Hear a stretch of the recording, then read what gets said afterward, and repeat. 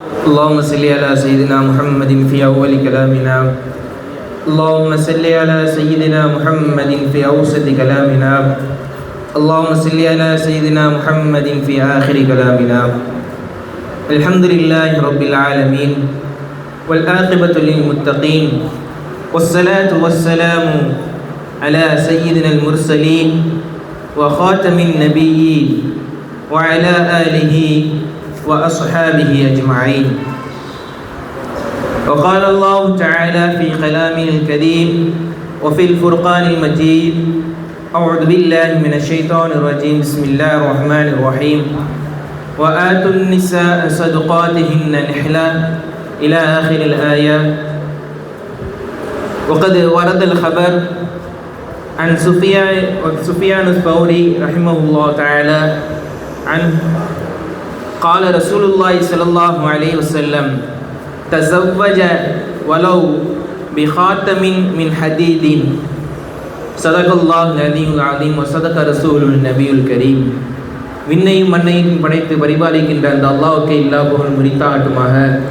சாலியும் சமாதானமும் எம்பெருமானார் ரசூலே கரீம் ஸல்லல்லாஹு அலைஹி வஸல்லம் அவர்கள் மீதும், அன்னவரை பின்பற்றிய உத்தம சத்திய சஹாபாக்கள், தாபியீன்கள், தபா தாபியீன்கள், உலமாக்கள், வலிமாறுகள், இங்கு குழுமி இருக்கக்கூடிய நம் அனைவரின் மீதும் உண்டாகட்டுமாக. ஆமீன். கண்ணியத்துக்குரிய இஸ்லாமிய சொந்தங்களே, உலகத்தில் நிறைய பிரச்சனைகளில் நடந்து கொண்டிருக்கிறது. அதை பிரச்சனை என்று சொல்வதா அல்லது அது கொடூரம் என்று சொல்வதா என்பதில் சந்தேகமாக இருக்கிறது.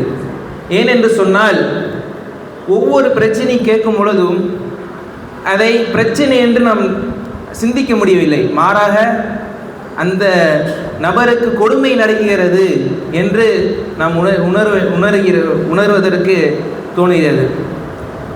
அந்த அடிப்படையில் அந்த பிரச்சனை யாருக்கு முக்கியமாக அடிபடுகிறது என்று சொன்னால், கல்யாணம் பண்ணி தன்னுடைய அத்தா அம்மாவை பிரிந்து மாப்பிள்ளை வீட்டுக்கு போகக்கூடிய அந்த பெண்ணுக்கு முக்கியமாக ஏகப்பட்ட பிரச்சனை வருகிறது. அதில் முக்கியமான ஒன்று வரதட்சணை கொடுமை. ஏனென்று சொன்னால், இது பிரச்சனை என்று சொல்லிவிட்டு நாம் முடிக்க முடியாது. மாறாக இது வரதட்சணை கொடுமை தான் என்று சொல்ல வேண்டும். ஏனென்று சொன்னால், அந்த காலத்தில் அண்ணனம் பெருமானார் ரசூலை கரீம் ஸல்லல்லாஹு அலைஹி வஸல்லம் அவர்கள் சொல்லி காட்டுகிறார்கள். அல்லாஹ் சொல்லுவதாக தன் குர்ஆனிலே சொல்லி காட்டுகிறார்: வாத்துன் நிசா ஸதுகாத்திஹின்ன நிஹ்லா. ஒருவன் திருமணம் முடிப்பதற்கு ஆசைப்படுகிறான் என்று சொன்னால், அவன் மஹர் தொகையை கொடுத்துவிட்டு நிக்கா செய்ய வேண்டும். அதே போல அண்ணனம் பெருமானார் ரசூலை கரீம் ஸல்லல்லாஹு அலைஹி வஸல்லம் அவர்கள் சொல்லி காட்டுகிறார்கள்: தஸவ்வஜ வலவ் பிஹாத்தமின் மின் ஹதீதின் என்று சொல்லி காட்டுகிறார்கள். ஒருவன் நிக்கா முடிப்பதற்கு நாடினால் அவன் ஒரு இரும்பிலான மோதிரத்தையாவது கூட அதை கொடுத்து அவன் அதை மஹராக ஆக்கி அந்த பெண்ணை ஹலாலாக்குவது என்று அண்ணன் பெருமானார் ரசூலை கரீம் ஸல்லல்லாஹு அலைஹி வஸல்லம் சொல்லி காட்டுகிறார்கள். இங்கே முக்கியமான விஷயம் நமக்கு கவனிக்க வேண்டும். அல்லாஹ் தஆலா பெண்ணை பார்த்து சொல்லவில்லை, மாறாக ஒருவன் திருமணம் முடிப்பதற்கு ஆசைப்படுகிற ஆண் என்று சொல்லி காட்டுகிறான். ஏனென்று சொன்னால், திருமணம் முடிக்கிற ஆண் தான் அவன் ஒரு பெண்ணை திருமணம் முடிப்பதற்கு ஆசைப்படுகிறான் என்று சொன்னால், அவளுக்கு மகர் தொகையோ அல்லது ஏதேனும் ஒரு சொற்ப காசை கொடுத்து அவன் திருமணம் முடிப்பதற்கு தான் அல்லாஹ் தஆலா சொல்லி காட்டுகிறான். அவள் எவ்வாறு ஹலாலாகுவாள் என்று அல்லாஹ் தஆலா திருமணத்தை சொல்லி காட்டுகிறான். இதிலே நம்ம என்ன புரிகிறோம்? ஒரு ஆண் திருமணம் முடிப்பதற்கு மகர் தொகையை தான் கொடுக்க வேண்டும். மாறாக அந்த பெண்ணிடத்தில் இருந்து நாம் அந்த பெண்ணிடத்தில் நாம் வரதட்சணையாக இந்த பொருளை கொடுங்க, அந்த பொருளை கொடுங்க, ஃப்ரிட்ஜை கொடுங்க, வாஷிங் மிஷினை கொடுங்க, காரை கொடுங்க, பங்களாவை கொடுங்க என்று நாம் கேட்கக்கூடாது. இப்படி கேட்டால் அது வரதட்சணை என்று நாம் தெரிய வருகிறோம். ஏனென்று சொன்னால், அந்த காலத்தில் அரபு உலகத்திலே நபி ஸல்லல்லாஹு அலைஹி வஸல்லம் இருக்கும் பொழுது அப்படி ஒரு நடைமுறையே இல்லை. அப்படி இருந்து என்று சொன்னால், அண்ணன் பெருமானார் ரசூலை கரீம் ஸல்லல்லாஹு அலைஹி வஸல்லம் நம்மளுக்கு தெளிவான ஹதீஸையும் சொல்லி காட்டியிருப்பார்கள். ஏன்னு சொன்னால், அந்த காலத்தில் நடைமுறையிலே அந்த இல்லை. ஆனால் இந்த காலத்தில் புதுசு புதுசாக தானாக உருவாக்கி இதை சம்பிரதாயமாக ஆக்கி இதை சில கொடூரமான குடும்பங்கள் இதை தாங்க அப்போதான் திருமணம் நடக்கும் என்று சொல்லி காட்டுகிறார்கள். அந்த வகையிலே ஏதேனும் பல ஊர்களில் நடக்கிறது சம்பவம். ஆனால் முக்கியமாக பிரபலியமாக நடக்கக்கூடிய நம்ம இந்த காலத்திலே இப்பொழுது மஷூரான இருக்கிற சம்பவம் திருப்பூர் சம்பவம் அவினாசியிலே நடக்கிறது. ஏனென்று சொன்னால் பல பெண்களுக்கு நடக்கிறது. ஆனால் அந்த பெண்கள் தன்னுடைய வீட்டாருக்கு தன்னுடைய தாய் தகப்பனுக்கு சொல்ல முடியாமல் தானே மனசுக்குள்ளே அமைக்கி வைத்து, ஏனென்று சொன்னால் தாய் தகப்பன் தான் வளர்த்திருப்பார்கள். ஆனால் அந்த பெண் பிள்ளைகள் தன்னை வளர்த்தார்களே, தன்னை எவ்வளோக்கு எவ்வளோ பாசம் முடித்து நம்ம எவ்வாறு பாசம் கொடுத்து எவ்வாறு வளர்த்தார்கள் அந்த ஒரு ஞாபகத்திற்காக வேண்டி, அந்த ஒரு சிந்தனைக்காக வேண்டி அந்த பெண் வீட்டார்கள் கட்டி கொடுத்த பிறகு அந்த மாப்பிள்ளை வீட்டில் நடக்கிற கொடுமைகள் எல்லாம் தான் மனசுக்குள்ளே வைத்து மூடி அவர்கள் புதைத்து விடுகிறார்கள். ஆனால் ஒரு சில பெண்களால் தாங்க முடியாது. ஏனென்று சொன்னால் பெண்கள் எல்லாம் பலகீனமானதான, ஏனென்று சொன்னால் பெண்கள் எல்லாம் பலகீனமானவர்கள். அந்த வகையில் தான் திருப்பூரில் நடந்த அவினாசியில் நடந்த அந்த ஊரில் நடந்த அந்த சம்பவம் மிக நாட்டையே உலுக்கியது. எவ்வாறு என்றால் அந்த பெண் 9 ஆடியோக்கள் அனுப்பி தன்னோட அப்பாவுக்கு போட்டு காட்டுகிறார். ஏனென்று சொன்னால் எடுத்தோன்னே சாரி அப்பா அப்படின்னு தான் சொல்கிறான். எடுத்தோன்னே சாரி அப்பா என்னை மன்னிச்சிடுங்க, ஏனென்று சொன்னால் என்னை இவ்வாறு நீங்கள் வளர்த்தீங்க. ஏன்னா அந்த குடும்பத்தை அந்த பெண் வீட்டார்கள் அவர் கோடீஸ்வரர், மாப்பிள்ளை வீட்டார் கோடீஸ்வரர் தான். ஆனால் அந்த மாப்பிள்ளை வீட்டார் கொடூரமாக நடந்ததின் காரணத்தினால் அந்த பெண் தன்னுடைய அப்பா வாட்ஸ்அப்பில் 9 மெசேஜ் அனுப்புகிறார். அப்பா என்னை மன்னிச்சிடுங்க, எனக்கு இப்படிலாம் கொடுமையெல்லாம் நடக்குது, இதெல்லாம் என்னாடி தாங்கி விட்டு இருக்க முடியவில்லை, நான் உங்கள்கிட்ட சொல்லியிருக்கேன், ஆனால் நீங்கள் வந்து இப்படிலாம் சொல்கிறீங்க, கொஞ்சம் சகிச்சு தான் வாழணும் அப்படிலாம் சொல்கிறீங்க அப்பா, நீங்கள் சொல்கிறதெல்லாம் எனக்கு புரிகிறது.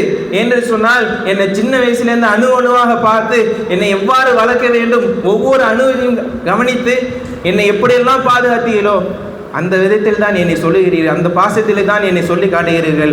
ஆனால் என்னாட்டி இந்த வீட்டில் இந்த கணவனுடைய அம்மா அத்தா இந்த 3 பேரும் சேர்ந்து என்னை கொடுமைப்படுத்துகிறாங்க என்று அந்த பெண்மணி வாய்ஸ் மெசேஜ் போட்டு காட்டுகிறாள். எவ்வாறு என்றால் அந்த கணவன் எப்படி தன்மை கொடுமைப்படுத்தியிருக்கான், பாத்ரூம் போக கூட தன் பின்னாடியே போய், ஏனென்று சொன்னால் பெண்ணுக்கு ஒரு கூச்சம் இருக்கும், ஆனால் அந்த கணவனுக்கு கூச்சம் இல்லாமல் அந்த பெண்ணு சொல்லி காட்டுகிறார், நான் போயிட்டு பாத்ரூம் போயிட்டு வந்துடுறேன் அப்படிலாம் சொல்கிறான். ஆனால் அந்த கணவன் அவன் கொடூரமான மனதை ஈர்க்க, அந்த மனசு வந்து எப்படி இருக்கு பாருங்க, அந்த கணவனுடைய மனசு கல்லு போல இருக்கு. அந்த மனைவி சொல்லுறா, நான் போயிட்டு வந்துடுறேன் பாத்ரூம் தானே அப்படின்னு சொல்கிறான். ஆனால் அந்த கணவன் கேட்கவே இல்லை, மாறாக போய் துன்புறுத்துறாள். எவ்வாறு என்றால் அவள் செத்து போன பிறகு அந்த பாடியை போஸ்ட்மார்ட்டம் பண்ணும் பொழுது அந்த உடம்பில் பலவிதமான சேதங்கள் இருக்கிறது, மர்மஸ்தானத்திலையும் சரி மார்பகத்திலையும் சரி உடம்பை சிதைச்சி வச்சிருக்காங்க அப்படின்னு அந்த மருத்துவர்கள்லாம் சொல்லி காட்டுகிறார்கள். அப்படி என்றால் அந்த கணவன் எவ்வாறு அந்த மனைவியை, அதாவது மற்றவங்க இருந்தால் கூட பரவாயில்ல, தன்னுடைய மனைவியை இப்படி செஞ்சிருக்கானே, இது நம்ம சிந்தித்து பார்க்கும் பொழுது நம்மளுடைய சிந்தனை கூட எட்ட முடியவில்லை. இது இல்லாமல் காலையில் மாமியார் கொடுமை, மாமியார் எவ்வாறு என்று நடந்து கொண்டார் தெரியுமா? மாமியாரும் மாமனாரும் எவ்வாறு நடந்து கொண்டார் என்று சொன்னால், அவர் காலையில் எஞ்ச உடனே கீழே வந்தால் உட்காரக்கூடாது, மாறாக 24 மணி நேரமே நில்லு அப்படின்னு சொல்லியிருக்கிறான். நீ வேலை செஞ்சுக்கிட்டே இருக்கணும், கண்ணு முன்னாடி நின்றுக்கிட்டே இருக்கணும் அப்படியெல்லாம் கொடுமைப்படுத்தியது காரணத்தினால்தான் அவள் தன்னுடைய அப்பாவுக்கு மெசேஜ் போட்டு வைட்டு, மன்னிச்சிடுங்க என்னை இப்படிலாம் கொடுமைப்படுத்துகிறாங்க அப்படின்னு சொல்லி விஷத்தை குடிச்சு இறந்து போகிறாங்க. இது எத்தனை நாள் நடக்குது? ஏப்ரல் 11 திருமணம் நடக்குது, 78 நாளில் 79 நாளில் இந்த பிள்ளை இறந்து போயிடுது. அப்படி என்றால் தன்னுடைய வாழ்க்கையை 3 மாதத்துக்குள் சுருக்கி கொண்ட காரணத்தினால், எதென்னு சொன்னால் வரதட்சணை கொடுமையின் காரணத்தினால் அவள் தன்னுடைய வாழ்க்கையை முடித்து விட்டாள். இது கவர்மெண்ட் சார்ந்த வரதட்சணை கொடுமை என்று சொல்லுவார்கள். டௌரி, இங்கிலீஷில் டௌரி சொல்லுவாங்க. இதுக்கு கீழே சட்டம் இருக்குது 96, இது கீழே 96 சட்டத்துக்கு இந்த வரதட்சணை கொடுமைப்படுத்துறவர்களெல்லாம் ஹராஸ்மெண்ட் பண்ணிடுவாங்க அப்படின்னு சொல்லி போட்டிருக்காங்க. ஆனால் இப்போல்லாம் நடக்கிறதே இல்லை, சும்மா பிடிச்சிட்டு கொண்டு போயிட்டு கொஞ்ச நேரத்தில் விட்டு வருவாங்க, கொஞ்ச நாளே விட்டு வருவாங்க. ஆனால் இதை அப்ளை பண்ணால், இந்த சட்டத்திலெல்லாம் அப்ளை பண்ணால் வரதட்சணை கொடுமை என்பது 1% கூட இருக்காது. வரதட்சணை கொடுமை இந்த 3 வருஷத்தில் கணக்கெடு பண்ணுறாங்க. முதல் இடம் 4 மாநிலம் இருக்கிறது. இந்தியாவிலே 4 மாநிலம் இருக்கிறது. முதல் மாநிலம் கர்நாடகா, 2வது மாநிலம் தெலுங்கு, 3வது தமிழ்நாடு, 4வது கேரளா. இதெல்லாம் வரதட்சணை கொடுமையால் சாகின்ற அந்த மனிதர்கள் கணக்கீடு என்று இந்த கணக்கீடு எடுப்பில் அந்த அரசு அதிகாரிலாம் வெளியிடுறாங்க. அப்படி என்றால் இந்த காலத்தில் அல்லாஹ் தாலா எது சொன்னானோ, எது ஹலால் ஆக்கினானோ, எது ஹராம் ஆக்கினானோ அதன்படி செயல்படுவதற்கு அல்லாஹ் தாலா உங்களுக்கும் எனக்கும் தந்தருள் புரிவானாக. வ ஆகிரு தஅவானா அல்ஹம்துலில்லாஹி ரப்பில் ஆலமீன். அஸ்ஸலாமு அலைக்கும் வரஹ்மத்துல்லாஹி வபரகாத்துஹு.